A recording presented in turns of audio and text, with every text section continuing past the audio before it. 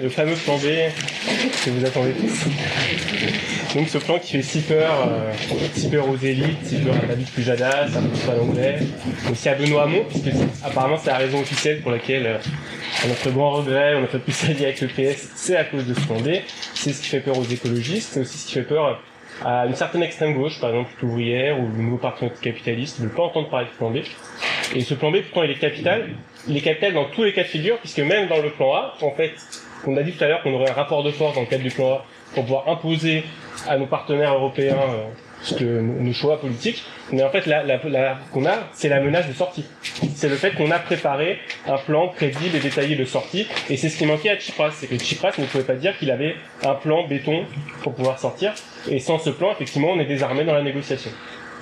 Et donc, c'est ce plan B que je vais vous présenter. On peut le résumer très simplement. C'est simplement reprendre le contrôle, reprendre notre souveraineté pour pouvoir mener la politique pour laquelle nous avons été élus, une politique écologique et sociale. Et c'est proposer à tous les pays qui le souhaitent des partenariats. Que ces pays d'ailleurs soient européens ou extra-européens, puisqu'il n'y a pas de raison particulière pour se limiter aux partenariats avec les pays européens. On peut très bien imaginer des partenariats avec la Tunisie, près de nous, ou avec la Palestine, ou n'importe quel autre pays ami qui le souhaiterait et qui voudrait établir des coopérations avec nous. Donc je vais vous présenter ce plan B en 3 parties. D'abord la question du protectionnisme solidaire, rétablir des barrières douanières. Ensuite, la question du retour au franc, alors qu'il y a la partie la plus technique pour laquelle il y a des slides. Alors, je ne vais pas être trop loin dans le détail technique, mais si vous voulez aller plus loin, il y a des slides et il y a une vidéo de l'Université populaire de la France Insoumise pour détailler. Et enfin, il y a la troisième partie qui est extrêmement importante, puisque c'est celle-ci qui conditionne la viabilité d'un retour au franc, et c'est une partie qui manque à d'autres programmes concurrents de sortie de l'euro, c'est la question de la libération des marchés financiers, notamment de la libération vis-à-vis de la dette. Alors, la première partie, le protectionnisme. Alors, je vais commencer par vous citer François Ruffin. Donc c'est notre candidat pour la France Insoumise à Amiens. Et là-bas, Amiens est touché par les délocalisations, notamment la délocalisation de Whirlpool, qui délocalise en Pologne, ce qui va créer beaucoup de chômage. Donc ce que dit François Ruffin, notre candidat aux législatives, je ne veux pas que cette arme politique-là, le protectionnisme, soit exclusivement laissée entre les mains du Front National, et que ce soit les seuls à oser prononcer les mots de taxe aux frontières, barrières douanières et quotas d'importation, qui sont des termes qui ont cours dans tous les pays du monde, pratiquement, sauf en Europe, et qui avaient cours chez nous pendant des années. Et pour des raisons énigmatiques, aujourd'hui, à gauche, certains ont peur d'utiliser ces termes, alors qu'en fait, c'est simplement permettre le retour au plein emploi, permettre de résoudre le problème du chômage. Comme l'a signalé tout à l'heure Thierry, en 81, un gouvernement a été élu, un gouvernement qui se réclamait socialiste, de rupture avec le système capitaliste. Pour quelle raison il n'a pas pu appliquer son programme, qui était pourtant assez modéré? Parce qu'il y avait l'ouverture des frontières déjà le libre-échange, ce qui signifie avec le libre-échange que lorsqu'on veut mener une politique de relance par la consommation, politique keynésienne, les produits étrangers plus compétitifs, ce sont les premiers à être achetés par les consommateurs. Ce qui signifie qu'en fait, en 81, la relance qui a été menée par le gouvernement socialiste a avant tout profité à nos voisins, et notamment à l'Allemagne, plutôt qu'à la France. Et il y avait également la question oui, au Japon. Et la question également du système monétaire européen, dont on a parlé également, dont a parlé Jacques, et qui verrouillait notre économie. Et donc, ce qu'il faut savoir, c'est que quand on va rétablir, ce qui est très important, c'est quand on va rétablir ce protectionnisme et ces barrières, les premières entreprises qui seront visées, ce sont les entreprises qui délocalisent. Ce qui signifie que là, il y a un contresens qu'il ne faut absolument pas faire. Parce que, par exemple, Lutte ouvrière, pour ne citer qu'une, nous accuse, avec le protectionnisme, de vouloir favoriser le capitalisme français. Mais les premières entreprises qu'on tapera, ce sont justement les entreprises françaises qui délocalisent. Je vous assure que si on les menace d'une taxe à 35%, comme cela a été fait dans d'autres pays, le jour même, ils rappliquent et ils reviennent et ils relocalisent en France. C'est ça notre objectif, c'est la relocalisation de l'économie. Alors, très important, cette relocalisation de l'économie, elle est mise au service d'un but très précis. C'est au service de la transition écologique. C'est-à-dire que nous avons besoin d'un plan d'investissement, nous avons besoin d'une relance de l'économie, mais ce n'est pas une relance comme dans les années 70-80. Là, c'est vraiment une relance qui est tournée vers la transition écologique, vers l'économie de la mer, vers le photovoltaïque, vers les éoliennes, et donc vers un nouveau modèle économique. Et dans ce cadre-là, grâce à ces barrières qu'on aura mises, grâce à ce protectionnisme écologique et social, l'effet multiplicateur, le coefficient expliqué par Keynes qui permet, lorsque de l'argent est injecté dans l'économie par l'État, de revenir sous forme de recettes, va être démultiplié. C'est-à-dire que là, si vous avez regardé l'émission de chiffrage, donc les 173 milliards qu'on a injectés dans l'économie, dans le cadre du plan A, les économistes de la France insoumise ont estimé que ça reviendrait dans les recettes de l'État sous forme d'un coefficient 1,4. Et en fait, ce coefficient peut paraître assez modeste, assez faible, et ça vient du fait que le plan A est encore dans une économie ouverte à l'échelle de la France. Le protectionnisme n'est qu'à l'échelle européenne. Mais par contre, dans le cadre du plan B, le protectionnisme est à l'échelle française, et du coup, dans ce cadre-là, nos produits vont beaucoup plus profiter de cette relance. Et pas seulement nos produits, puisque ce sera également le cas des pays qui auront décidé de s'allier avec nous. Puisque évidemment, la question de la sortie, c'est la question de reproposer à tous les pays qui le souhaitent, comme j'ai précisé tout à l'heure, pas forcément européens, de s'allier avec nous. Donc ça, c'était sur la question du protectionnisme. Maintenant, on arrive à la question un peu plus technique, qui est la question de la monnaie nationale. Alors tout d'abord, il faut préciser dans quelles conditions on est, dans quel scénario on est. Donc là, nous sommes dans le scénario où on a gagné les élections le 7 mai. Alors du coup, comme on a gagné les élections le 7 mai avant les autres pays européens, avant nos partenaires du plan B, on est obligé de partir les premiers. Si nos partenaires de la gauche radicale européenne arrivaient au pouvoir, ils partiraient bien avec nous, mais pour l'instant, ils sont encore dans l'opposition. Donc nous allons montrer l'exemple. Et pour montrer l'exemple, il y a deux cas de figure. Le premier cas de figure, on enclenche les négociations, le plan A, à l'issue duquel il y a un référendum. On va voir le peuple, on dit voici ce que nous avons obtenu. Bon, nous avons demandé tant, on a obtenu un peu moins. Alors, Jean-Luc Mélenchon, comme il l'a annoncé en direct sur France 2, prendra sa responsabilité personnelle, engagera sa responsabilité personnelle sur ce référendum.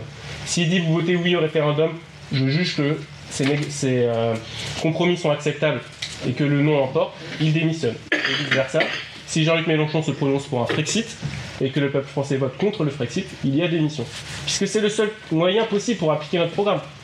Nous nous sommes engagés sur un programme. Si ce programme, on ne peut pas l'appliquer, nous sommes obligés de démissionner. Et donc dans ce cadre-là, voilà, le référendum vient d'avoir lieu. Le peuple français s'est prononcé pour le retour à la souveraineté. Que faisons-nous? Et petit aparté, il y a également un deuxième cas de figure à envisager. Ça, c'est le cas de figure qui est envisagé notamment par l'économiste de la France insoumise, Cédric Durand, qui est également à Ensemble. Alors, ce que pense Cédric Durand, qui est un avis partagé par certains économistes, il dit « Les chances de réalisation du plan B sont infinitésimales ». Du plan A, pardon, sont infinitésimales. Ça signifie que le jour même de notre élection, on voulait proposer le plan A, mais tout de suite on nous ferme la porte et tout de suite on dit non, hors de question de négocier, on vous met tout de suite au pied du mur. Dans ce cas-là, le plan B, c'est pour ça que c'est important qu'il soit déjà prêt, il faut l'appliquer en urgence, le soir même de l'élection, le dimanche 7 mai à minuit. Mais heureusement, on est prêt. Entre deux présidents, il y a une transition. Ah. On va prendre quelques jours alors. Peut-être que justement, nos ennemis vont essayer de profiter de la transition pour nous coincer. En plus, c'est probablement ce qu'ils vont faire. Et c'est pourquoi il faut commencer à se préparer à tous ces cas de figure. Alors donc, voilà, on est sorti de l'Union Européenne. Alors, première bonne nouvelle, nous voilà sortis de l'Union Européenne et sortis de l'euro. Directement, on a 8 milliards en plus par an sur notre budget, puisqu'on souhaite de payer chaque année notre contribution au budget européen. Mais il y a beaucoup plus important. Ce qu'expliquent les économistes, c'est que si nous étions restés avec le franc, le cours du franc aujourd'hui serait environ 10% inférieur à celui de l'euro. Et le cours du mark allemand, lui, serait environ, alors bon, les chiffres peuvent être discutés, de 20 à 30% supérieur. Ce qui signifie qu'il y a un différentiel de compétitivité de l'ordre de 35 à 40%. Et ce différentiel-là explique en grande partie la crise du lait français et du porc français qui sont concurrencés par les produits allemands. Et donc ça signifie que déjà sur cette question monétaire, nous avons la capacité de mettre fin à ce dumping monétaire qui est pratiqué par l'Allemagne, qui du coup profite du fait qu'on a la même monnaie pour rester avec une monnaie basse alors que son économie nécessite une monnaie plus forte. Immédiatement on met fin à ce dumping et immédiatement on peut recréer des emplois dans les secteurs en crise. Alors la question peut paraître un peu technique mais on peut la résumer très simplement. Nous avons des économies différentes, des structures d'économie différentes, donc nous avons besoin de niveaux de monnaie différents. Et là, on va enfin pouvoir déterminer quel est le cours de notre monnaie. On va enfin avoir un débat politique et dire est-ce qu'on a besoin de baisser le cours du franc ou d'augmenter le cours du franc. Nous allons pouvoir le faire. Alors maintenant, concrètement, comment ça se passe? Alors il y a les diapositives, je ne sais pas si c'est possible là de... Ah, ça devrait être... Non, on peut remettre. Alors moi sinon, de toute façon, on pourra vous les envoyer. Voilà, vous avez laissé votre mail, on va vous envoyer les diapositives.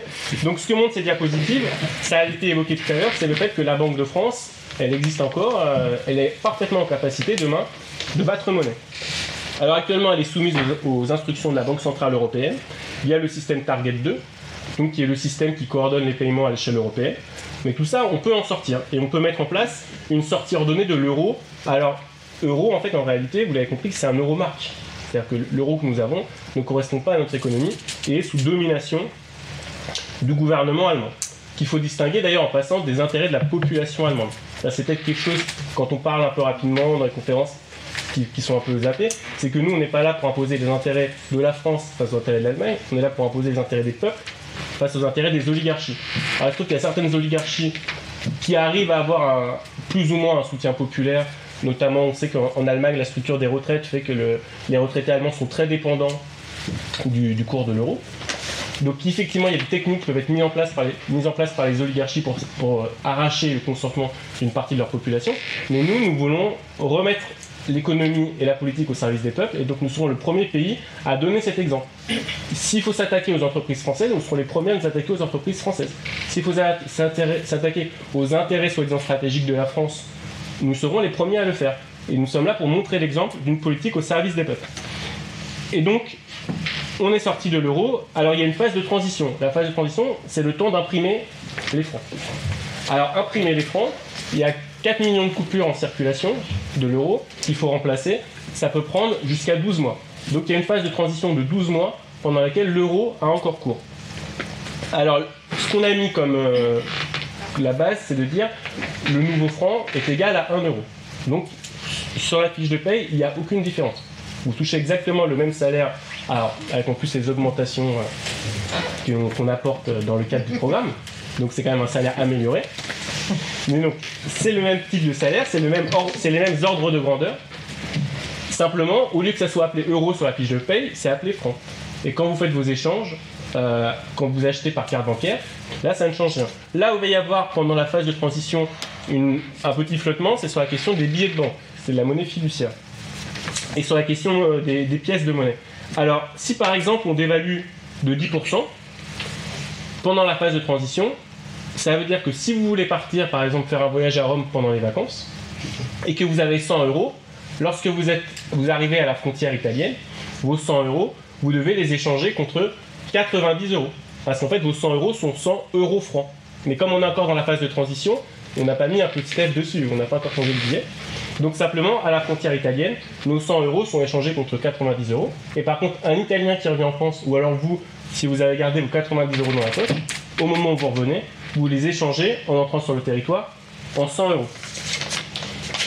Et du coup, ce qu'on voit, qu'il peut y avoir effectivement durant cette période des menaces de fraude ou de marché noir, mais on estime que ça sera, les économistes qui ont planché le scénario estiment que ça sera assez limité, mais que si vraiment il commence à y avoir des difficultés par rapport à ça, nous ne nous interdisons pas de mettre en place une limitation des retraits en liquide. Alors, limitation des retraits en liquide, ça peut faire peur, mais je vous rassure, ça sera plutôt un alignement sur ce que peut retirer aujourd'hui le français moyen. Voilà.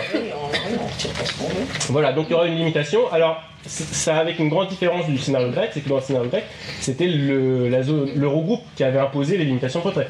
Là, c'est nous qui le décidons, c'est le gouvernement du peuple souverain qui le décide, qu'à un moment donné, il peut y avoir la nécessité de le faire, mais on arrête dès qu'il n'y a plus besoin. Alors du coup, l'impact sur la vie quotidienne, alors vous allez me dire, mais est-ce que cette dévaluation ne va pas renchérir les coûts? Alors là encore, ça a été étudié, nos économistes ont planché dessus, donc vous pouvez voir sur les diapositives. Alors, sur les diapositives même, on est dans un scénario, vous verrez, très pessimiste. C'est le scénario d'une baisse du cours du franc de 30%. Et même dans ce scénario qui est le plus pessimiste, la hausse de la baguette de pain, par exemple, comme la baguette de pain est fabriquée à 95% en France, ça représente quelques centimes. Ça représente environ 3 centimes. Et pour l'essence, c'est pareil, donc pour l'essence, où là, par contre, la part de produits étrangers est assez importante, du pétrole, il y aura une hausse de quelques centimes. Au final, les économistes estiment que l'inflation supplémentaire pourrait aller jusqu'à, dans le pire des cas, 4%. Mais ça sera intégralement compensé par la hausse des salaires et par le fait qu'on a commencé à mettre une limitation sur les prix. Par exemple, la facture EDF arrête d'exploser. On recommence à limiter la hausse des prix. Alors pour aller plus loin, donc je vous ai dit, il y a je vais pas, pour pas rentrer trop dans les détails, mais il y a les diapositives qui vont encore plus loin dans le détail technique. Et il y a également l'article de Cédric Durand, donc sur le site de l'OFCE, et dont une version est parue dans Le Monde il y a quelques semaines, qui est Sortir de l'euro pour sauver l'Europe. Et qui montre en fait que, certes, il va y avoir un effet perturbateur sur les prix, mais qui en fait est minime et qui est largement surestimé. Et en fait, du coup, vous allez dire, mais alors, si c'est si simple de sortir de l'euro, qu'est-ce qui va coincer? Et c'est là qu'on arrive à la grosse différence avec d'autres programmes de sortie de l'euro, la spécificité du nôtre, c'est qu'en fait, nous considérons que la difficulté pour sortir de l'euro n'est pas d'ordre technique, elle est d'ordre politique.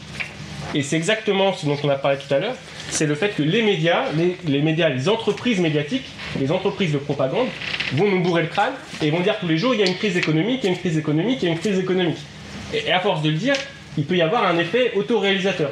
Et donc, c'est principalement face à cet effet autoréalisateur et face à cette confrontation politique, puisque nous entrons en confrontation avec le capitalisme mondialisé et avec ses valets en France, nous entrons en confrontation directe avec ce système, nous allons être attaqués par les marchés financiers, et là on va avoir besoin du peuple dans la rue, comme l'a rappelé Monique, mais également d'une stratégie très claire pour dire comment nous faisons pour nous libérer des marchés financiers. Alors, il y a le contrôle des capitaux, une nécessité absolue, comme l'a rappelé Jacques tout à l'heure, et il y a surtout la question du moratoire sur la dette. Et le moratoire sur la dette, il est capital, puisque la question du déficit et la question de la dette, c'est vrai qu'effectivement, dit comme ça, on peut se permettre d'avoir un déficit ou d'avoir une dette élevée. Si vous prenez par exemple l'exemple du Japon, le Japon est une très grande économie, sa dette s'élève à 250% du produit intérieur brut. Et pourtant, le Japon n'est déstabilisé par aucun marché financier. Alors, pour quelle raison? Les Japonais qui l'ont. Voilà. Tout à fait. C'est-à-dire que la dette japonaise... Vous êtes les Américains aussi, non? Bah, je prends l'exemple du Japon parce que c'est plus frappant. Quoi. Ouais. C'est la dette japonaise, elle n'est pas détenue par les marchés financiers, elle est détenue par les Japonais. Et donc là, on peut se permettre d'avoir une dette importante. Mais là, le problème de la structure de la dette française, c'est que suite à des choix politiques, et ce sont des choix politiques qui ont été faits dans les années 70 et dans les années 80, et des choix qui constituent, on peut dire, des crimes de guerre, des crimes de trahison contre le peuple français, nous avons vendu notre pays aux marchés financiers et aux fonds de pension. Et c'est à ça qu'il faut mettre fin. Et ça, comment on va y mettre fin? En instaurant, donc ce qui est là vraiment une spécificité de notre programme, et qui montre que notre programme n'a strictement rien à voir avec celui du Front National, non seulement sur les objectifs, puisque nous, l'objectif, c'est la transition écologique et sociale, mais également sur les moyens mis en œuvre, alors que le Front National ou d'autres courants souverainistes de droite veulent rembourser la dette rubis sur l'ongle. Nous, on dit, on met le moratoire, et nous allons faire un audit citoyen, à partir des travaux de l'audit citoyen sur la dette, l'INCOR, qui est disponible en accès libre sur Internet, ou les travaux notamment d'Éric Toussaint, qui a travaillé sur la question de l'annulation de la dette du tiers-monde. Et là, on a des arguments juridiques pour pouvoir faire annuler des points très importants de notre dette. Et alors, dans ce cas-là, il va y avoir peut-être des rétorsions des marchés financiers, puisque de toute façon, à partir de ce moment-là, on se finance auprès des particuliers. On se finance d'une part auprès de la Banque de France renationalisée, qui peut nous prêter, qui peut battre monnaie, et on se finance auprès des particuliers. Ça a existé plusieurs fois dans l'histoire de France. Par exemple, il y a eu l'emprunt Mauroy, pour ceux qui s'en souviennent. L'emprunt Mauroy, c'est très fort, c'est que le gouvernement socialiste à l'époque n'hésitait pas à dire « Bon, nous avons besoin de 10 milliards de francs, et bien on va forcer les ménages les plus riches à nous prêter l'argent.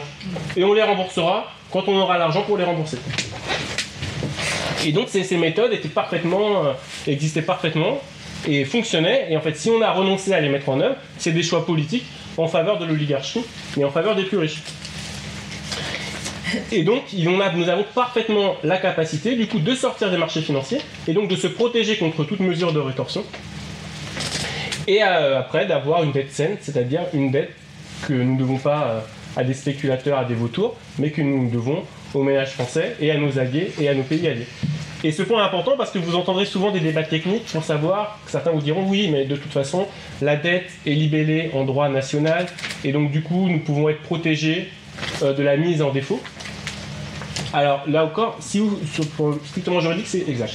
Sur le plan strictement juridique, la dette est libellée en droit national, on peut la rembourser en francs si on veut. Mais du point de vue politique, il faut se souvenir que les agences de notation, non, ce ne sont pas des organismes neutres. Ce sont des oligarques, ils font des choix politiques, et ils feront le choix politique, si Jean-Luc Mélenchon et nous, tous ici, sommes au pouvoir, ils feront le choix politique de nous déclarer en faillite. Et nous pouvons aller contester auprès des tribunaux internationaux, on peut faire des procédures qui peut-être diront des années après qu'ils n'avaient pas le droit de le faire. La Grèce non plus, ce qu'ils ont fait, le blocus financier qu'ils ont fait contre la Grèce, ils n'avaient pas le droit de le faire. Mais le temps qu'une juridiction internationale se prononce, le pays est à genoux. Sauf s'il a préparé son plan B.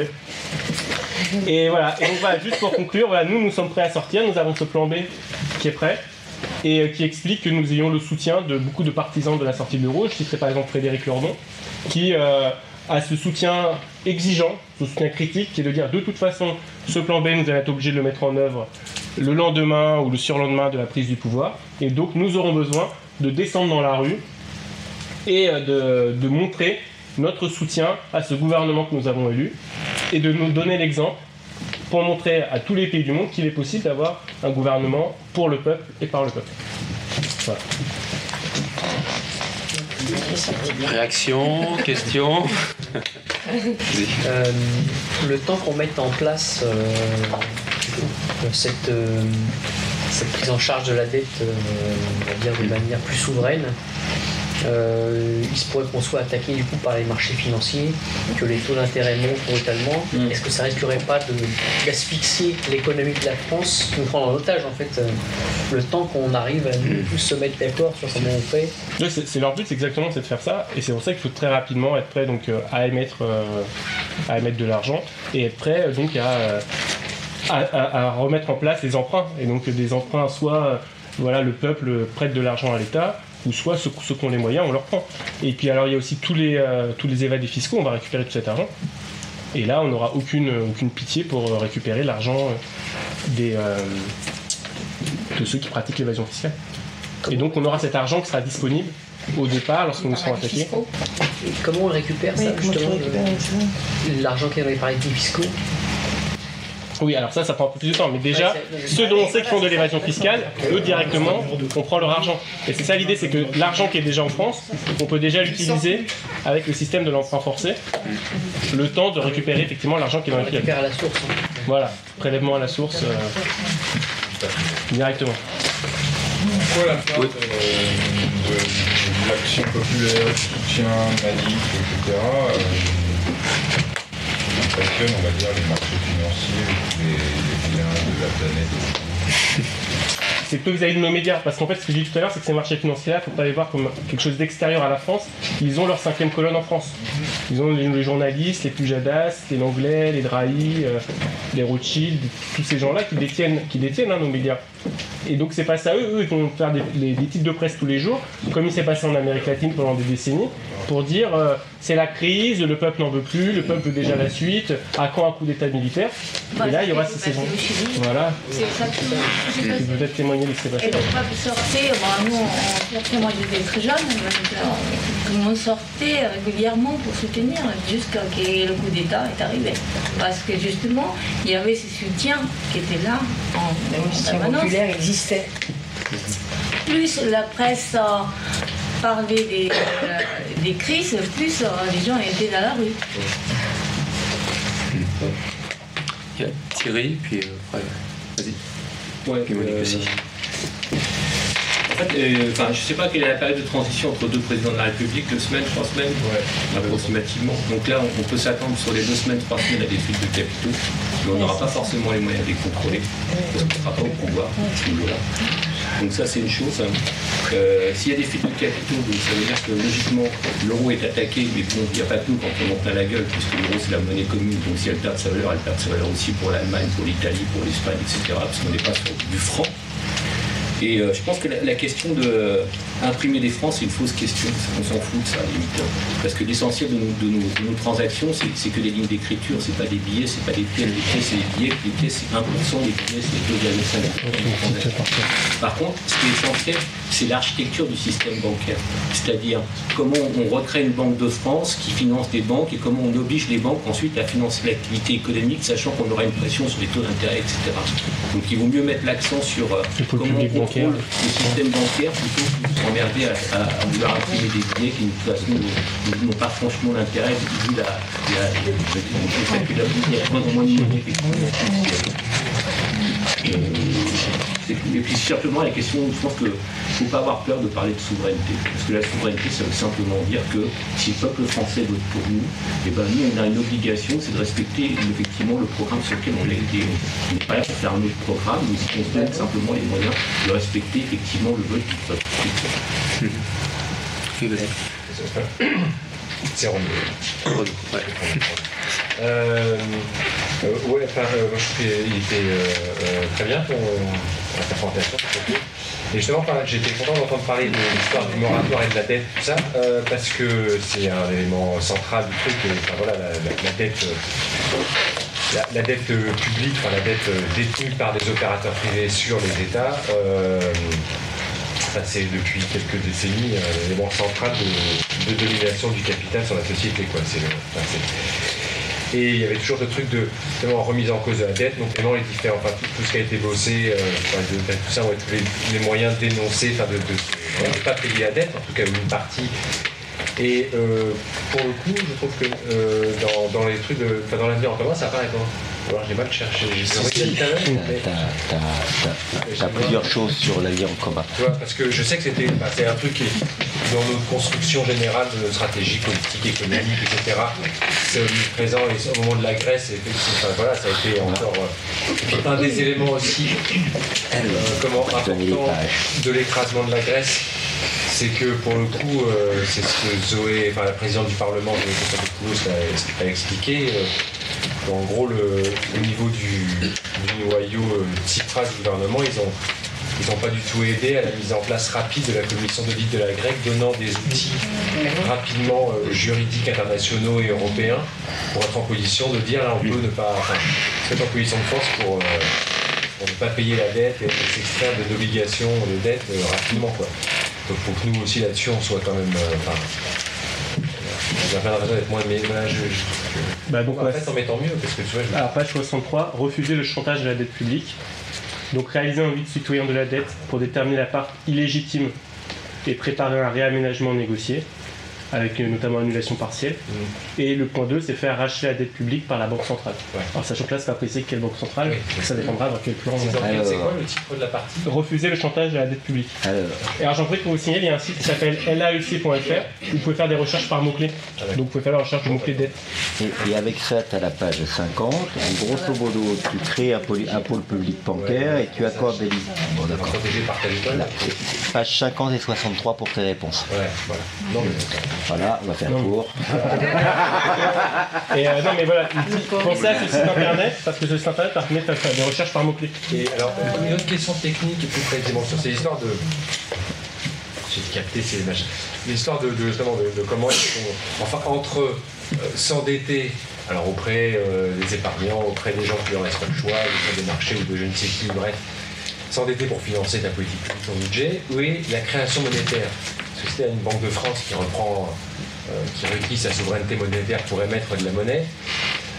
Moi, ce que j'avais aussi capté, c'est que depuis 73-74, il y a une loi qui fait que la banque publique, enfin la Banque de France, ne prête pas à l'État. Il faut passer par un opérateur public. Oui. Bon. Il y a ce truc-là aussi qu'il s'agit de remettre en cause. Parce que techniquement, ça ne sert à rien. C'est juste pour redonner du pouvoir. C'était Giscard ou Pompidou, c'était Giscard. C'est Giscard qui a fait ça. Qui était ministre des Finances. Mais ça, c'est prévu quelque part. Oui. Giscard, c'est Pompidou. C'est ça. Et donc, il y a aussi ce truc-là qui est un élément assez fondamental. Une fois que tu fais sauter ce verrou-là, l'obligation d'aller emprunter sur les marchés financiers, quand il y a même, par exemple, les épargnants, tu leur as tout ce qui restait, les autres, pendant les 15 jours, ils sont barrés en Suisse, tu ne peux pas aller faire des emprunts comme après la guerre, c'est pareil. Financer les grands travaux. Ouais, mais tu retrouves le truc de création monétaire, en fait. Il y a des gens qui ont de l'argent quand même en France, il y a 3 milliards, il y a 3400 milliards. En fait, c'est juste un truc préciser sur la création monétaire. En fait, techniquement, on peut le faire. C'est juste que dans la période suivant un peu d'incertitude, il peut y avoir un problème de confiance. Et qu'en fait, si tu crées ta monnaie dans une période où par ailleurs les gens doutent un peu de la viabilité du changement de monnaie et qu'on est dans un climat de guerre psychologique, les gens d'un seul coup peuvent se dire mais en fait cette monnaie, voilà, c'est la monnaie de singe, j'ai plus confiance. Et si on tombe dans une spirale comme ça fait des crises à la demande. Donc ça on le garde pour le moment vraiment où ça sera stabilisé, les gens ont compris qu'on est sérieux. J'avais Monique aussi qui avait une question, une intervention. Oui, moi ce qui m'interroge, c'est qu'on ne fabrique plus un seul t-shirt en France et essayer d'acheter un téléviseur français ou une machine à laver française, c'est quand même assez difficile. Ce qui veut dire que tu dis, si on met des droits de douane, ils vont revenir en courant et relocaliser. un tissu industriel qui a été détruit, ça prend quand même du temps à se reconstituer. Donc, je crois, moi, je pense pas que ça va être tout sur des roulettes. Alors bon, il faut peut-être pas expliquer aux gens que ça va être du sang et des larmes tout le temps. Mais je pense que ce problème, il existe quand même. Non, mais t'as raison, mais même ce que j'ai précisé, c'est qu'on veut reproduire en France, et en plus on ne veut pas reproduire en France les mêmes choses qu'avant, on veut produire des nouveaux produits. Oui. L'économie de la mer, l'économie écologique, la transition écologique, donc on veut que la France en fait soit innovante dans ces domaines-là. Là, pour les entreprises qui localisent, là je parle d'entreprises qui en ce moment produisent en France et qui menacent de délocaliser, comme ça se produit pour Whirlpool ou pour d'autres, et là tout de suite on les fait revenir. Ça c'est de l'immédiat, mais ça a un effet psychologique très important de dire ça y est, c'est fini les délocalisations, et maintenant petit à petit on va repartir sur la construction du tissu industriel, mais tu as parfaitement de raison de dire qu'il a été saboté et détruit pendant des décennies. Et ils ont essayé de faire en sorte qu'il n'y ait pas de retour possible. Les politiques au pouvoir, non seulement ont mené leur saloperie ultra-libérale, mais ont essayé de faire en sorte qu'on ne puisse pas revenir en arrière, et que tout soit tellement détruit qu'on ne puisse pas reconstruire derrière. Effectivement, il faut en avoir conscience, mais il faut quand même pas non plus trop défaitistes, parce que c'est ce qu'ils vont vouloir faire en face. Nous donner l'idée que c'est pas possible de venir en arrière. Alors j'ai Tian, Philippe, et puis je ne connais pas ton prénom. Christopher. Vas-y Tian, tu avais une question? Qu'est-ce que vous allez faire pour les services publics, la Poste, EDF, on renationalise tout. Ça, on a déjà parlé? Non, ça on l'a pas dit, mais on renationalise tout. Non, c'est mais c'est vrai. Plus fondamental. Oui. Et puis pour l'épargne populaire privée comme livret A, c'est presque zéro, non? Oui, mais justement, alors là, quand on fera faire la dette financée par les particuliers, on mettra par exemple un équivalent du livret A à 2 ou 3%, ce qui fait que ça sera intéressant pour les particuliers de prêter. C'est-à-dire que le livret A pourrait servir aussi à financer les politiques publiques françaises. Les retraites américaines. Bah oui. Philippe, Alexandre, et puis après toi. Vas-y Philippe. Autrement dit, il faut bien voir qu'il y aura certaines relocalisations qui pourront se faire, mais qu'elles seront relativement minoritaires. Car il y a actuellement quand même, par exemple de la part des multinationales, des implantations industrielles qui sont à l'étranger. En gros, une multinationale, une grande multinationale, elle est 2/3 ou les 3/4 de ces implantations industrielles à l'étranger, ce qui demande des investissements importants. Et ce n'est pas possible, effectivement, qu'on va relocaliser l'ensemble des secteurs les plus importants dans notre pays. Ça, il faut le dire, parce que ce n'est pas crédible, justement. Parce que des échanges vont continuer à se faire. D'abord à l'intérieur de l'Union européenne, où ils sont majoritaires, et à l'extérieur. Donc là, il faut être plus précis sur ce problème des relocalisations. Cela a déjà été dit, notamment en mettant en avant tout ce qui concerne l'environnement, l'écologie. Là-dessus, ce sont des points forts. Des industries qui sont encore faiblement développées. Enfin, Mélenchon parle d'industrie qui est liée à l'exploitation de la mer et tout ça. Mais en même temps, il ne faut pas donner l'illusion aux gens qu'on rapatrierait et qu'on réinvestirait en France dans des secteurs extrêmement importants. Parce que de toute façon, il y a des questions de coût. Il y a des questions de division du travail aussi à un autre niveau. Maintenant, moi je pense que ce programme-là, c'est pas une question que je pose. Ce programme-là est effectivement très intéressant au point de vue pédagogique. Pour moi, c'est un instrument de propagande, de vulgarisation, de pédagogie. Mais vu l'état des forces politiques en France, avouons en même temps que c'est une perspective qui ne peut pas déboucher actuellement sur une majorité dans 40 jours. Bon, moi, je vois l'intérêt de ce programme. Mais au niveau idéologique, cela a déjà été dit dans l'opinion publique française, c'est une bataille qui pour l'instant n'a pas été gagnée. Elle a été même perdue. Alors, il se peut qu'en sous-main, effectivement, beaucoup de gens au niveau idéologique ressassent suffisamment de choses et sont suffisamment meurtris par la situation pour qu'ils puissent se reconvertir au dernier moment. Moi, je n'y crois pas.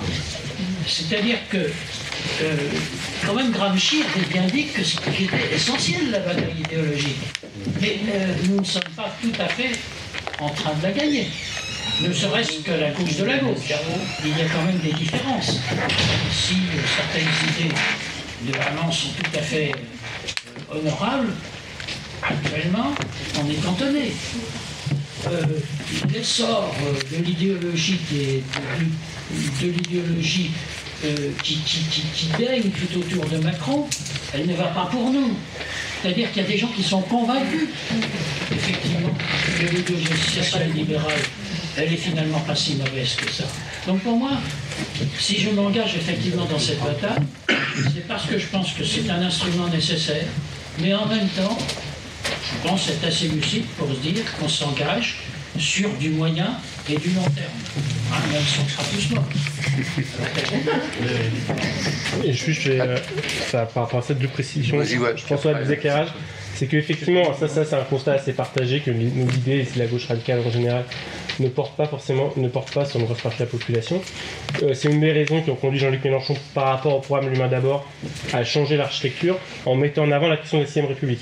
En disant ce qui va nous permettre de toucher le plus de gens, c'est la question démocratique. Alors on a toujours le problème économique, le problème écologique, mais c'est la question démocratique qui va être le point d'entrée. C'est-à-dire que beaucoup de gens pourraient se dire, certes, je ne suis pas d'accord avec tout ce que dit Mélenchon parce que ça m'a l'air un peu risqué, mais comme il va remettre en place de la démocratie, comme il va refaire une constituante, je vais voter pour lui, et après on verra dans un second temps, une fois la démocratie rétablie, je pourrais voter pour quelqu'un d'autre. Ça c'est le choix sur lequel a opté Mélenchon en numéro 1, il n'y a pas que ça, mais c'est un des points. Et je vous ai dit aussi tout à l'heure François Ruffin. François Ruffin c'est très particulier, lui il se présente dans la Somme, à Amiens, dans un bassin qui était communiste depuis des générations et qui aujourd'hui a basculé au Front National. Alors l'hypothèse que fait François Ruffin, qui est partagée par des auteurs par exemple comme Aurélien Bernier, c'est de dire tous ces gens qui votent Front National, ils ne sont pas devenus racistes, simplement ils sont en attente d'un discours protectionniste et d'un discours anti-européen. Et donc ce que va faire François Ruffin, c'est arriver avec un discours totalement assumé sur le protectionnisme, sur l'opposition à l'Europe, tout en ayant un discours humaniste, antiraciste, et on va voir, et son pari, c'est de dire, avec ce type de discours, on va réussir à décrocher des parties importantes d'un électorat qui est parti au Front National. Alors c'est un pari, donc nous verrons dans quelques semaines s'il fonctionne ou pas. Là on est dans l'expérimental, mais en tout cas il y a l'idée que dès maintenant, même si on a effectivement perdu une certaine forme d'hégémonie culturelle, on a quand même des leviers, des moyens d'action, parce qu'il y a un ras-le-bol généralisé dans la population, et que ce ras-le-bol, on doit pouvoir le capter. Tout le monde disait qu'en Espagne, la gauche radicale n'avait aucune chance, et puis d'un seul coup, Podemos arrive, et on n'a rien de temps, une traînée de poudre, arrive à s'imposer dans le paysage politique. La même chose pour Syriza. Donc la situation peut basculer extrêmement vite. Ce qu'il faut, c'est réussir à capter le moment et donner la bonne réponse par rapport aux attentes populaires. Alexandre, c'est ça? À toi, Christopher. Par rapport à la question de la réindustrialisation. La réindustrialisation, c'est relativement simple. Je ne sais pas si on s'en tient aux exemples qui sont donnés le plus souvent, qui sont des produits qui jouent sur la définition, en fait, essentiellement les coûts environnementaux et le coût du travail. C'est notamment le cas pour les biens de consommation courante. François Langlais, lors de l'émission sur le service public, a sorti sa paire de chaussures. Fabriquer une paire de chaussures comme ça, c'est incroyablement simple. Il n'y a aucune barrière technologique. Construire une usine, c'est très simple. Un industriel français sur des objets autrement plus sophistiqués, s'il veut délocaliser en Chine, il a un bureau, il s'adresse à la chambre de commerce dans sa région, qu'il met en relation avec la chambre de commerce en Chine, et une usine clé en main, ça se livre assez rapidement. En fait, il y a différents obstacles. Les obstacles, c'est le niveau de formation de la population. Les obstacles potentiels, on ne peut pas dire qu'en France, il y a un véritable obstacle de ce côté-là, c'est-à-dire que le niveau d'éducation de la population au niveau global est assez élevé, et il y a la maîtrise des sciences et des technologies. Là où il commence à y avoir un souci, c'est par rapport à la question des brevets, dont Jean-Luc Mélenchon a beaucoup parlé, par rapport à la fois à Alstom et à Alcatel. C'est-à-dire qu'avec des entreprises autrefois publiques qui ont été privatisées et ensuite sont rentrés des investisseurs étrangers, il y a un risque que les brevets ne soient plus accessibles, que ces entreprises pas renationaliser les brevets. Sur la question des brevets, ça renvoie par ailleurs à la question de respect de certains traités internationaux sur la propriété intellectuelle. La propriété intellectuelle, c'est quelque chose qui se durcit ces dernières années. Et la France peut aussi se retirer. Alors, je ne serais pas capable de dire ce qu'il en est exactement dans le programme de Jean-Luc, mais a priori, on ne souhaite pas seulement sortir des traités européens, on souhaite aussi se retirer de l'OMC, du FMI, il me semble avoir entendu dire ça. Autant d'institutions qui ne servent strictement à rien. Par ailleurs, l'OMC ne fonctionne pas. Hein. Il l'a rappelé, c'est bien pour ça qu'il y a le projet de traité transatlantique qui sont en dehors de l'OMC. Mais globalement, pour réindustrialiser la France, les obstacles principaux qui sont le niveau de formation et le niveau de savoir dans le pays n'existent pas. Construire une usine, c'est très simple. Ensuite, par ailleurs, contrairement à M. Langlais, on n'est pas forcément désireux de produire en masse des chaussures qui ont une durée de vie très faible et qui sont par ailleurs fabriquées dans des conditions sociales et environnementales déplorables. Et parmi les choses qu'a dit Mélenchon dans ses interventions publiques, qui est important, c'est la question de la durée de vie des produits. La durée de vie des produits, c'est pas seulement le fait de dire moi je vais aller dans un magasin pour aller acheter quelque chose qui a une durée de vie plus importante. C'est aussi quelque chose qu'on peut imposer.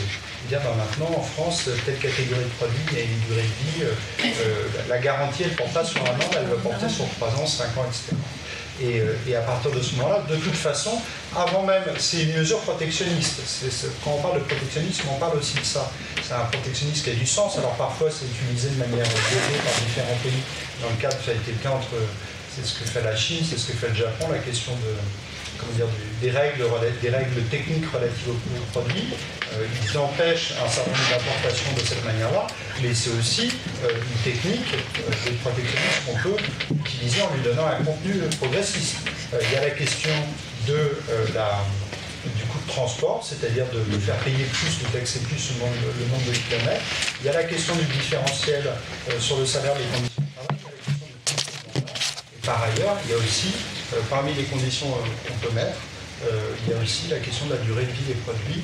Et pour conclure, l'exemple de François Langlais, sa paire de chaussures, c'était plutôt un argument en notre faveur. C'est typiquement le type de développement qu'on ne souhaite plus, c'est le contraire du développement durable. Oui, vas-y. Il y a 2-3 points. Je rejoins les deux précédents intervenants sur l'idée de la relocalisation. Il est certain que la possibilité de relocaliser un certain nombre d'industries est possible si nous avons un avantage, et notamment un avantage technologique. C'est en cela peut-être d'ailleurs que la transition écologique peut être quelque chose de très positif. La deuxième chose, c'est beaucoup d'entreprises qui ont délocalisé, on ne parle jamais de celles qui reviennent. Parce que c'est quand même agréable en France d'avoir un certain nombre de services, d'avoir des autoroutes, d'avoir tout un ensemble d'infrastructures qu'il n'y a pas forcément ailleurs.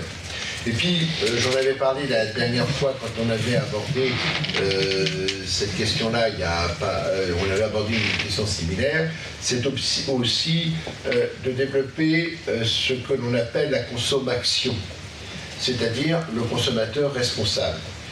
Ce n'est pas forcément évident, mais si vous expliquez à un consommateur, alors je ne dis pas que c'est en 2 minutes qu'on arrive à convaincre et à changer les mentalités, mais si vous dites à un consommateur, d'accord, tu achètes un produit à 1 euro beaucoup moins cher qu'un produit s'il était fabriqué en France, mais en même temps ce produit qui est fabriqué ailleurs et n'est pas fabriqué en France, fait tant de chômeurs. Donc ça veut dire que tu vas payer plus de charges sociales. Et donc, finalement, ce que tu vas avoir gagné, tu vas le perdre d'une autre façon. Et je me suis rendu compte, en discutant dans des réunions, voilà, de ce genre de choses, il ne faut pas imaginer que les gens, si on ne leur présente pas certaines choses de ce genre, disons, et en même temps, ça les amène à réfléchir autrement. Et ça, c'est un énorme travail. Madame Thatcher avait cette phrase, je ne connais pas le citoyen, je ne connais que des consommateurs. Et bien, il va falloir en économie, peut-être réfléchir sur la notion d'économie citoyenne. Alors on peut faut pas non plus que ça devienne la tarte à la crème, hein, mais il y a à réfléchir sur le fait quand même que le consommateur, c'est celui qui demande. S'il y a des trafics, c'est parce qu'il y a aussi des consommateurs. Si on a tué un rhinocéros à Thoiry, c'est parce que la corne de rhinocéros, c'est 50 000 € et il y a des enfoirés qui sont prêts à l'acheter. Voilà. Donc, il y a tout un travail à faire de ce côté-là. Deuxième chose, moi, ce qui me gêne toujours dans les plans B, C, etc., c'est qu'il faut toujours c'est réglé un peu comme le papier à l'outil. Alors, c'est très français. Voilà. Je me dis toujours à deux remarques, une de De Gaulle, une de Jaurès. De Gaulle disait « On ne bâtit pas de politique hors des réalités, aussi horribles soient-elles ».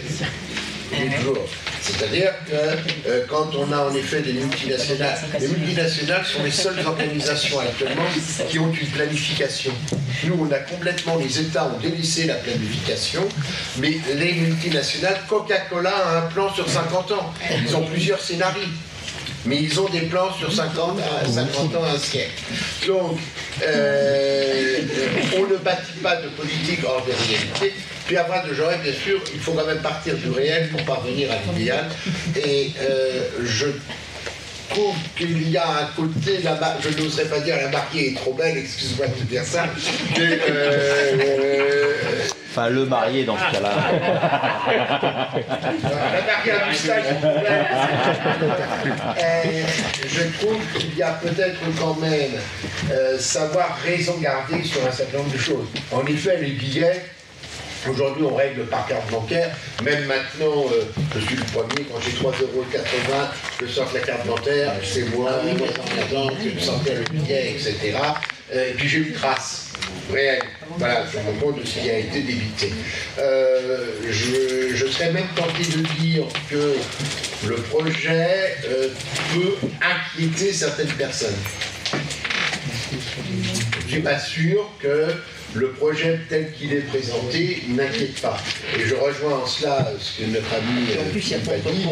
C'est bien comme présentation, comme corpus de doctrine, mais il serait peut-être bon aussi d'expliquer beaucoup plus les applications de ça. Voilà. Et je crois que c'est un travail qui est à faire.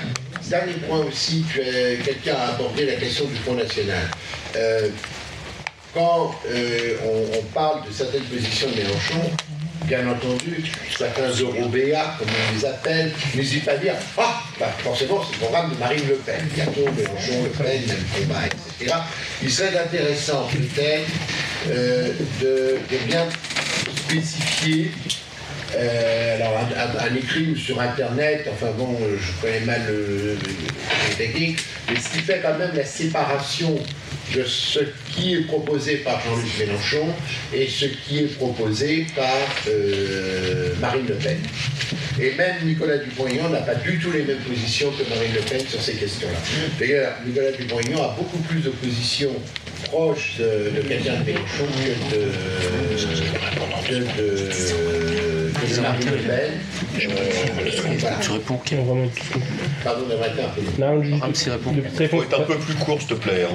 Voilà, quand tu dis la mariée est trop belle, juste, moi j'ai pas voulu faire passer l'idée que tout ce qu'on faisait allait être facile à faire, je voulais juste passer l'idée que techniquement et juridiquement, on n'a aucun problème pour le faire et que le seul niveau de confrontation sera un niveau de confrontation politique. Et que si on n'est pas prêt à être mobilisé à descendre dans la rue, oui, effectivement, ça peut finir en un bain de sang. Mais le seul niveau d'investissement, ce sera nous aller dans la rue, et ça ne sera pas techniquement la question de créer des billets ou de faire telle ordonnance. Et par rapport au Front National, ce qui nous distingue, j'ai dit tout à l'heure, mais je le redis, c'est petit 1, tout bon, et ça, ce qu'avait expliqué Jean-Luc Mélenchon, c'est finalement tout le programme écologique, humain, antiraciste, féministe, etc. Tout ce qui est démocratie, puisque le Front National veut rester dans le cadre de la Ve République. Sur le plan économique, il faut dire la vérité. Ce qu'a montré l'anglais, c'est qu'il y a eu un pillage d'un programme par le Front National. Le Front National des années 80 et des 90 était ultra-libéral. Le Front National d'aujourd'hui a pillé une grosse partie de notre programme économique sur la hausse des salaires, sur le protectionnisme. Et là, il y a quand même deux différences majeures. La différence, c'est pourquoi faire. Comme j'ai expliqué tout à l'heure, le Front National, en fait, veut sortir de l'euro.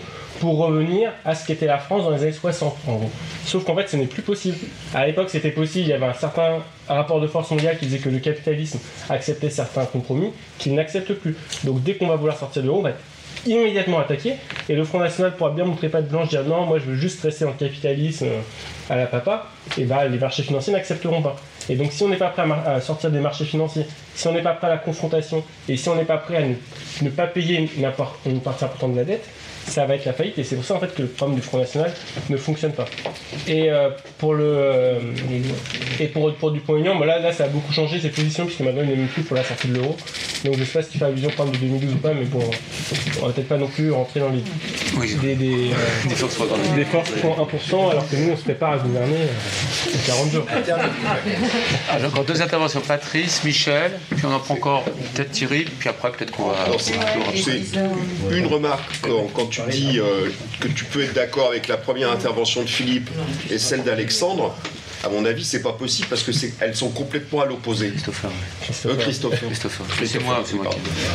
Elles sont complètement à l'opposé. Philippe, il spécule sur le fait que, ah bah oui, de toute façon, il y a des productions qui seront forcément concurrentielles parce qu'elles seront obligées d'être faites à l'étranger. Alors, si on repense à l'exemple de l'anglais, c'est les Nike. Est-ce qu'on est obligé d'acheter des Nike en Inde ou en Chine qui sont produites par des gosses pour une bouchée de riz? Non.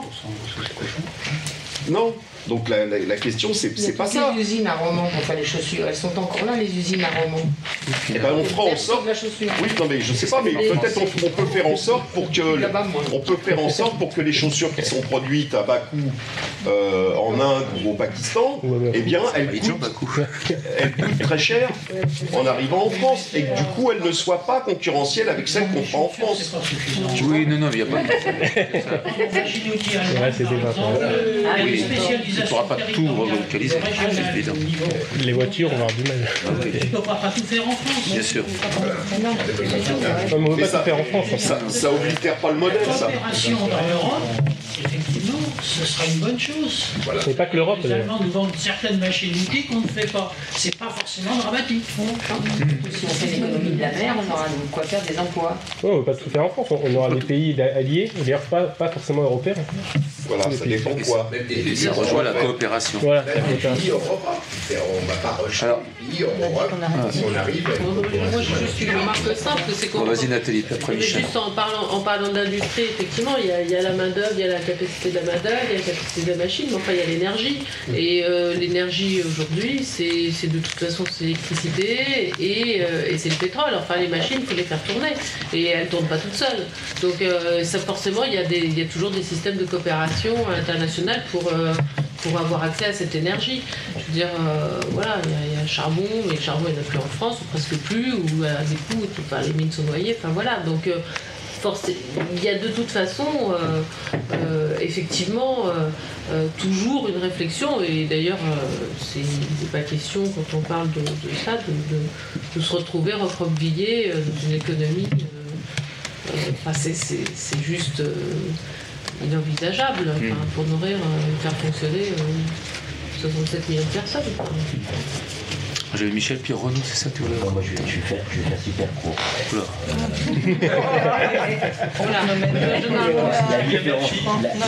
La différence de combat entre le Front National et nous, c'est que nous combattons l'Europe libérale, alors que le Front National combat l'Europe.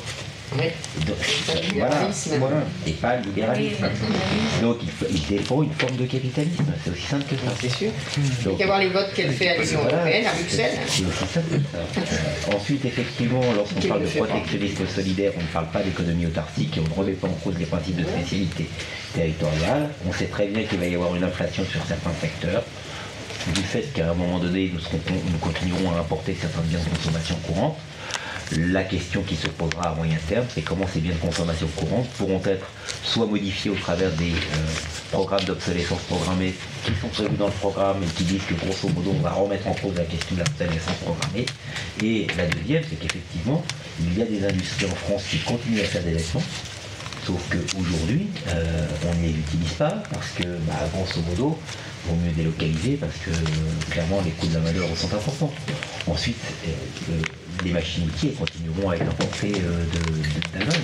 La seule différence, c'est soit on est dans le plan A et on a continué l'Europe, soit on est dans le plan B et on a mis en place des barrières protectionnistes, mais rien n'empêche, même dans le plan B, même dans le cadre de la mise en place de barrières protectionnistes, je fais court, de mettre en place des principes de spécialisation. C'est-à-dire qu'effectivement, en fonction des besoins de l'économie, si jamais tu as grosso modo la possibilité de rapatrier certains secteurs, eh ben, tu mets les barrières sur ces secteurs-là. Et si tu n'as pas la possibilité de rapatrier d'autres secteurs, tu ne mets pas les barrières sur ces secteurs. Voilà, ça s'arrête là, c'est modulable. On n'est pas sur une économie autarcique. Hein. On n'est pas du tout sur une économie autarcique. Voilà. Et puis Thierry après. Ouais. Sur la question du FN, je suis d'accord que nous on lutte contre le capitalisme, le libéralisme et on lutte contre l'Europe. L'institution européenne actuelle parce qu'elle n'est que ça. Mais bon, c'est important de le dire et de le redire parce qu'on ne l'a pas forcément toujours dit. Mais depuis 57, depuis le début, ce n'est que ça. Sauf que, je suis d'accord, mais sauf qu'aujourd'hui, le FN dit je lutte contre l'Europe libérale et les gens le croient. Et il y a donc ça veut dire que déconstruire ça, c'est toujours ça qui est compliqué, c'est que ça demande, alors pour qu'on dise non, il faut étayer. Effectivement, au Parlement européen, ils ont voté là-dessus. Quand tu regardes son programme en détail, de toute façon, sur la lettre, ils disent rien. Enfin, leur programme, y compris si on est pour une sortie de l'euro direct, il est fait de telle manière que soit c'est une catastrophe, soit au bout de 6 mois, on dit bon, on arrête, on reste dans l'euro et on se fait écraser comme les Grecs avec eux. Quoi. Enfin, je veux dire, Et puis en dernière instance, mais n'empêche que, enfin voilà, évidemment, ça va pas être Marion Maréchal Le Pen qui va avoir ces choix-là, c'est Philippot, d'autres et tout, mais ça passe, ça marche bien. Enfin, je veux dire, c'est vrai, quoi. Et comme en plus ils arrivent, sur le fond, ils sont moins conséquents que nous, mais dans une première approche, ils apparaissent plus. Ouais, non, ça ne marche pas, vas-y, on sort, de toute façon, c'est mort et tout. Voilà, enfin donc, et puis c'est sûr que c'est pas l'anglais Pujadas et autres qui vont nous aider à élever le niveau du débat pour comprendre les vrais enjeux. Donc il faut faire du porte-à-porte. Ouais, voilà. C'est ça. Et après, juste et je pense que sur les histoires de comment dire, relocalisation, machin, je suis tout à fait, protectionnisme ne veut pas dire autarcie, ça c'est sûr, et on a besoin des outils de protectionnisme pour accompagner une politique. Voilà, le protectionnisme en soi il ne suffit pas de définir une politique, c'est comme la souveraineté monétaire, mais si on n'a pas ça comme outil à notre disposition, on ne peut pas faire grand-chose, ça c'est certain. Mais je pense que sur les histoires de relocalisation, il y a aussi un truc à porter en termes idéologiques, voilà, qu'il n'y a pas de démocratie sans souveraineté, et il n'y a pas de souveraineté sans un minimum de souveraineté technique. Quand tu es dépendant techniquement des autres, bon, à un moment donné, et effectivement, on n'a pas vocation à être forcément à ce qu'on sache tout faire, tous les produits techniques, mais il y a une série de trucs stratégiques. La bouffe pour commencer évidemment, l'énergie, la bouffe, voilà, les trucs, production médicale, enfin une série de choses comme ça vitales, acier, machin, des trucs. Et là oui, il y a des trucs qui sont en train d'être détruits consciencieusement, mais tout récemment, ces derniers mois, ces dernières années, enfin souvent et là pour le coup, on est dans le moment où des choses se jouent et on peut les garder ou on peut les perdre. Alors qu'il y a des trucs, effectivement, c'est du plus long terme, quoi. Je trouve, moi, c'est ce que j'apprécie aussi dans ce qu'on porte, ce qui est porté grand public par Mélenchon ou à d'autres niveaux, voilà, c'est qu'on ne passe pas sous silence ces questions techniques. On dit voilà, souvent l'agriculture paysanne, machin, ouais, mais bon, de toute façon, on va avoir plusieurs années pour le mettre parce qu'il faut former les paysans. On fait toujours passer des discours-là, ils passent assez, voilà. En fait, sur tous ces enjeux c'est vrai que à l'heure actuelle, ouais, il y a des trucs, une série d'objets indispensables qu'on ne produit plus et qu'il s'agit de reprendre. Ça, c'est des politiques à 10, 20, 30 ans. Je vais juste, ça sera 2 secondes pour raconter un truc, après ce sera Thierry, puis vous, madame. Concernant Front National, c'est vrai qu'ils étaient là, par exemple, au mois d'août, sur le marché. Je vais discuter avec eux. Alors, un avantage de discuter avec eux, même si c'est difficile, c'est que déjà, on apprend leurs arguments, enfin, on les connaît, comme ça, puis on peut mieux les combattre. Puis pendant ce temps-là, ils ne peuvent plus distribuer leurs papiers. Donc ça, il y a 2 avantages. Et dans la discussion, en effet, ils disaient qu'ils étaient, le Front National, le seul parti anticapitaliste. Ils m'ont sorti ça. Bon, faut le savoir. Voilà, ce genre d'argument, voilà, qui véhicule, etc. Voilà, donc je passe la parole, puis après on conclut. Voilà, j'aurai 2-3 choses à dire. Rapide sur la question de l'hégémonie, je rappelle quand même que la France est quand même un des pays où la population a voté contre le traité de constitution européenne, donc toutes les batailles sont quand même pas perdues définitivement. Et toujours sur cette question d'hégémonie, alors je veux bien qu'il y ait plein de gens qui soient passionnés par Macron, mais à mon avis, il y a plein de gens aussi qui sont passionnés par l'abstention. Donc c'est de ce côté-là qu'effectivement on peut travailler, ce qui n'est pas la peine de leur parler. Et puis toujours sur la question de l'hégémonie culturelle, tout à l'heure j'ai insisté sur le fait que ce qui était primordial c'était de repenser la Banque de France, le rapport avec les banques, et puis le rapport avec le financement de l'économie par rapport à des objectifs. Il faut aussi repenser les gens qui sont à la tête des banques, parce que eux, par contre, ils ne pensent pas comme nous, et s'ils ont la question de mettre les bâtons dans les roues très rapidement, ça va se faire. Ça tombe bien parce que moi je vais donner une petite note d'optimisme quand même, c'est-à-dire que quand on se pose les questions principales, là c'est toujours de se dire que finalement on a l'outil, on sait ce qu'il faut faire, on sait où on veut aller, on a l'optimisme pour ceux qui sont là, c'est qu'on milite un peu ou qu'on s'intéresse. Mais tu disais tout à l'heure, comment faire passer? Mais le gros problème, et c'est prévu dans le programme, c'est de changer tous les médias. Parce que là, en ce moment, il n'y a pas que les capitalistes, il y a ceux qui font passer le message, qui nous laissent le cerveau à longueur. Donc déjà, si on avait un changement de gouvernement avec un changement de médias, et pourquoi pas d'éducation populaire, il y a des endroits où il y a des chaînes spéciales où on explique aux gens tout ce qu'on est en train de se dire là. Parce que quand on parle sur les marchés en ce moment, je trouve que l'accueil est assez différent de ce qu'on avait ces derniers temps, c'est-à-dire que les gens cherchent à comprendre. Il y a eu toutes les grèves de printemps. Ils sont rentrés chez eux, mais il ne faut pas croire qu'ils ont abdiqué. On n'habite pas comme ça chez les Français. Il y en a qui s'en foutent depuis toujours. Il y en a qui vont un peu chez Le Pen parce qu'ailleurs ils ne trouvent pas la solution et qu'ils s'apercevront vite qu'ils se sont trompés, ils reviendront. Donc le tout c'est d'arriver à faire passer notre message. Alors il ne faut pas se leurrer, c'est pas dit que Mélenchon soit élu et que tout ce qu'on vient de se dire et qu'il faudrait pour mettre en place puisse passer. Mais on peut déjà commencer à expliquer aux gens, et ils attendent ça. Je pense que beaucoup sont dans cette attente et qu'il faut que nous-mêmes on croit en nos rêves pour que eux les adoptent et se disent bah oui c'est possible. Avec toutes les explications techniques quand même que l'on peut leur apporter, sans dire que le monde va être parfait, pour pas être non plus bisounours, c'est pas que tout est possible, mais oui, ça peut être possible. Et le faire, voilà. Mais c'est le média en ce moment, on vous rendez compte tous les jours. On nous décide. Une dernière intervention aussi. Non, vas-y toi. Oui. À propos de la relocalisation, je suis toujours frappé qu'on pense à la transition énergétique, mais actuellement on est en phase de transition industrielle.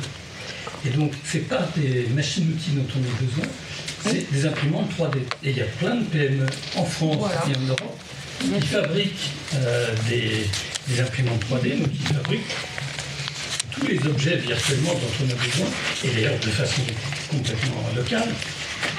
Et donc, ça peut être une occasion, avec un protectionnisme intelligent, de stimuler cette transition vers un nouveau mode de fabrication industrielle.